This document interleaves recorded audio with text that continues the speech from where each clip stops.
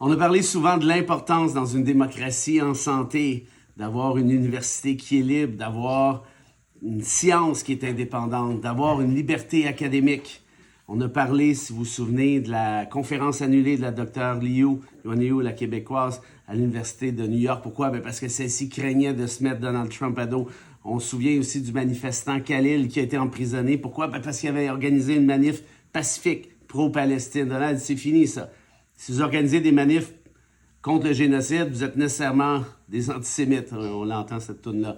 Bref, on sait aussi que Donald a menacé de retirer, de suspendre des fonds importants, notamment à l'Université Columbia. En fait, dans ce cas-ci, il l'a fait. 400 millions de snappés comme ça, clac. Enfin, une des grandes universités américaines, peut-être la plus grande, ça se discute, a dit à Donald, là, ça va faire.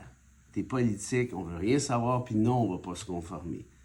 C'est pas vrai. Les politiques d'embauche, toutes les politiques de DEI, toutes les politiques de Donald sur les questions des manifs pro-Palestine.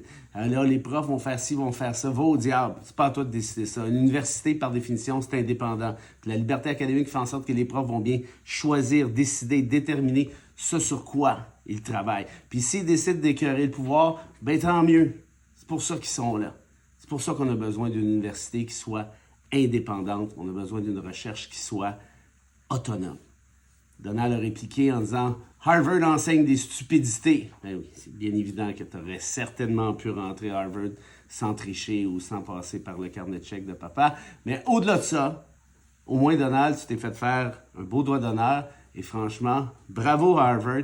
Puis j'espère qu'il y en a d'autres dans l'Ivy League, évidemment, mais d'autres aussi peut-être moins fortunés qui vont joindre le pas parce qu'il n'y aura pas de résistance au fascisme si les universités ne se tiennent pas debout.